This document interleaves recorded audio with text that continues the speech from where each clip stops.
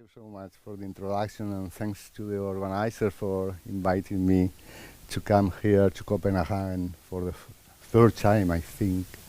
But I saw from Copenhagen exactly the same thing I saw the last two times. The way from the airport to the place I have to the talk, so I will come back for the fourth time probably. Yeah, sure. Closer even. Okay.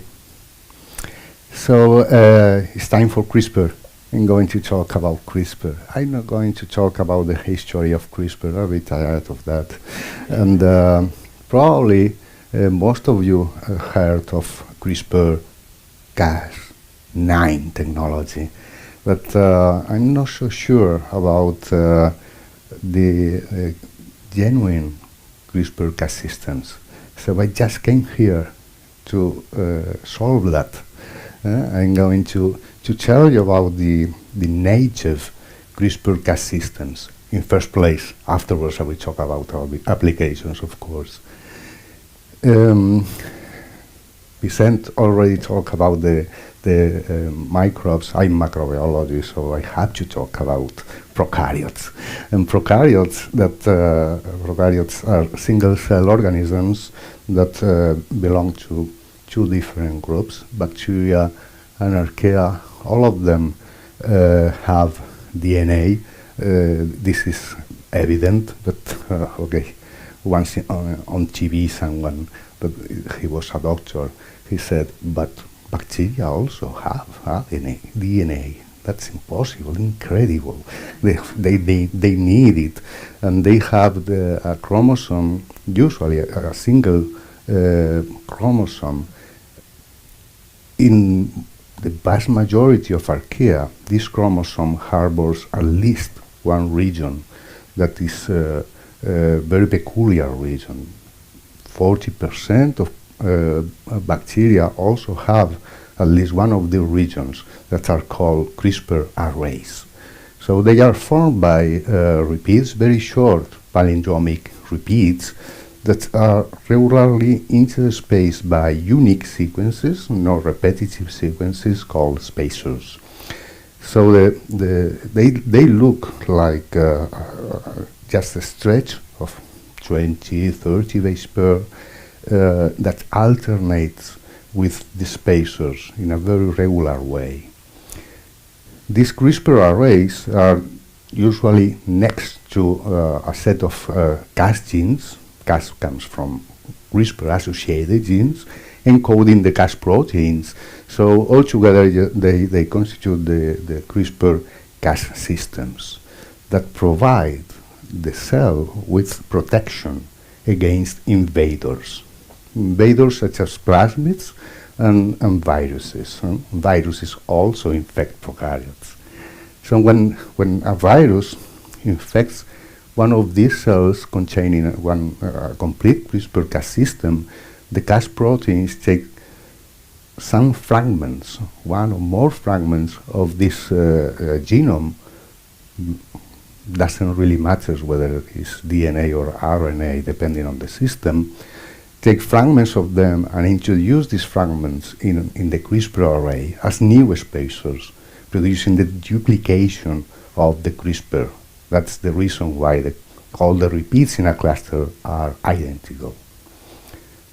After that moment, the cell becomes vaccinated against that genetic element or any other that also harbors a sequence matching that spacer or any other spacer that the system acquires previously in previous infections.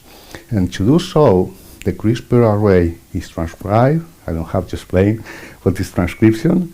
Vicente already did the job. So it's producing small CRISPR RNA molecules. Each of them carries sequence from a single spacer.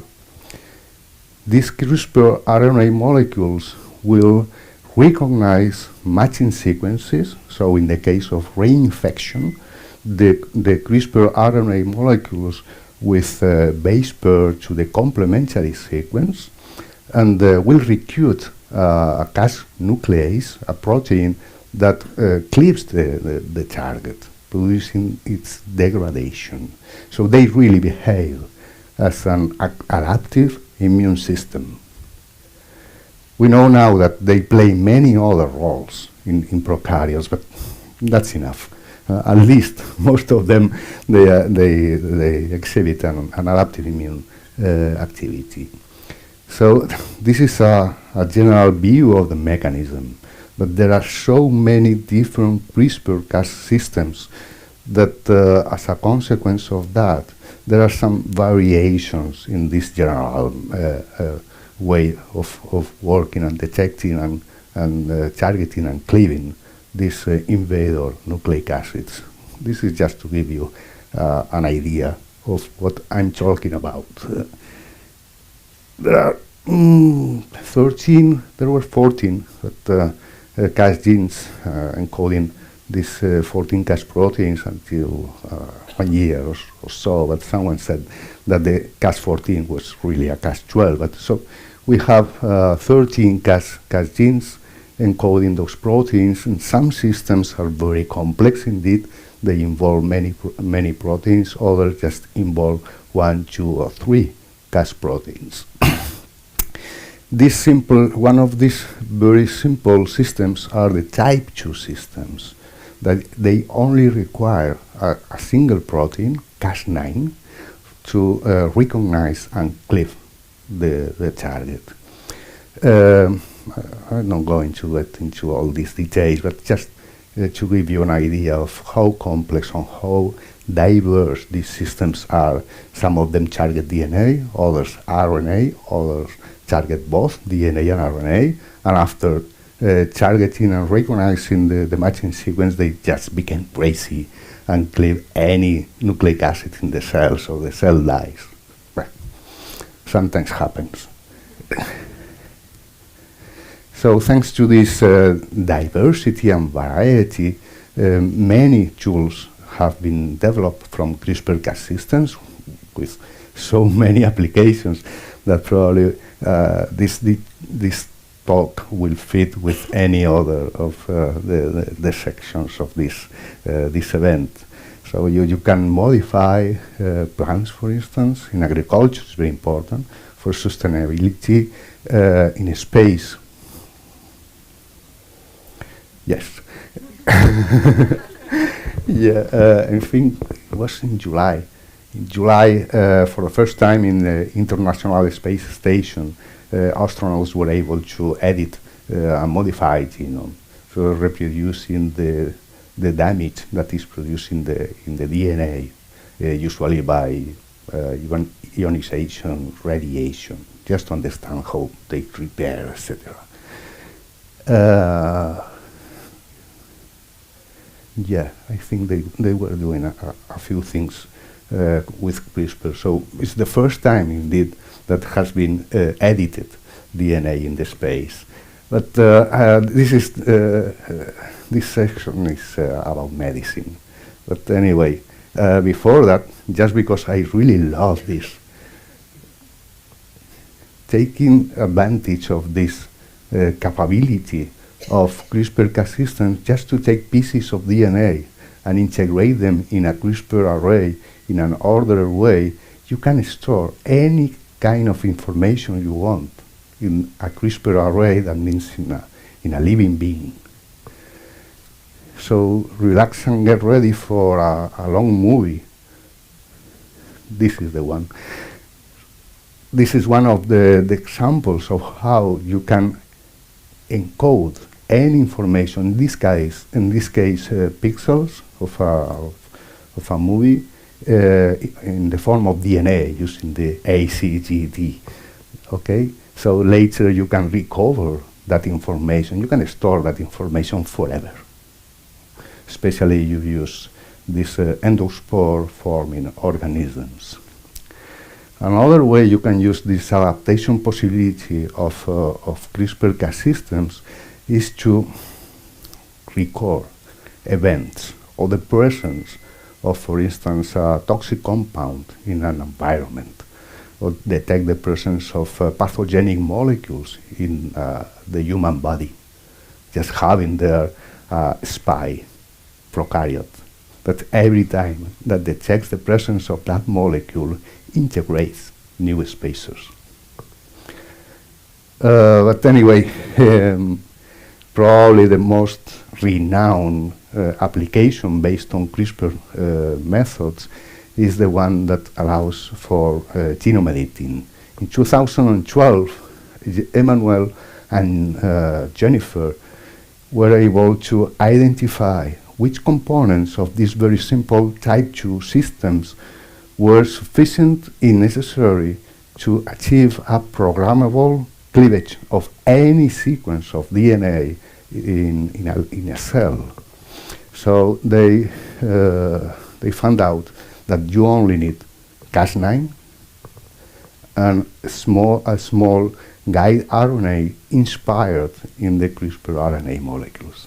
So you can design and synthesize in the lab these sequences in such a way that they contain a 20 nucleotide region that corresponds to a spacer, and this guide RNA, we take Cas9 to that sequence matching these 20 nucleotides, and Cas9 will cleave the target. As with the previously available genome editing tools before CRISPR, after you produce one cleavage in the DNA, the repair mechanisms of the cell are recruited to that place, to the cutting site, and that provides you with the possibility to edit the DNA, either randomly or in a more intended way if you also feed the cell with a template, okay, including all the changes you want to introduce or want to make in that region. 2 minutes probably? 3 minutes, wow. This was the first tool indeed, but it was the first of many. So now we have tools that target DNA and RNA to do genome editing after cleavage, to do genome editing without the need of cleavage, to control gene expression, to illuminate regions in the DNA, to change the architecture and location of molecules of chromosomes within the cell, to kill prokaryotes, to specifically kill pathogenic prokaryotes without affecting the microbiome. Also to detect RNA or DNA in any sample in just a few minutes with very simple devices, very fast, very cheap, and very sensitive methods based on CRISPR. And also, of course, you can use genome editing mainly, but not only, to understand disease, to do functional genomics studies, to identify potential targets for drugs. And also you can use these CRISPR-Cas tools as therapeutic agents in cells, in model animals, and in humans. There are about 60 clinical trials ongoing right now to cure many different diseases, most of them cancer, but also infectious diseases, blood diseases, or retinal diseases. We are already getting very nice results, positive results from these clinical trials with CRISPR to cure cancer, to cure beta thalassemia or sickle cell disease, and more recently to cure transthyretin amyloidosis. It's an hepatic disease. Then just to finish, okay, this is just amazing. 20 papers every day. So dealing with CRISPR. So there's no way I can even summarize what is going on, but I just hope I gave a general view of what is going on with this CRISPR revolution, particularly in medicine. Okay, thank you.